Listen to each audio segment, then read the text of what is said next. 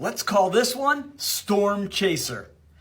Is your dog scared of thunderstorms and lightning events? Most dogs are. If you take a dryer sheet and you rub your dog down with the dryer sheet, this will reduce static. See, a big major storm creates a lot of static and the dog gets really irritated because all its fur starts standing on end. Dryer sheet might help this. Give it a try and comment to the right. Let me know if this worked for you.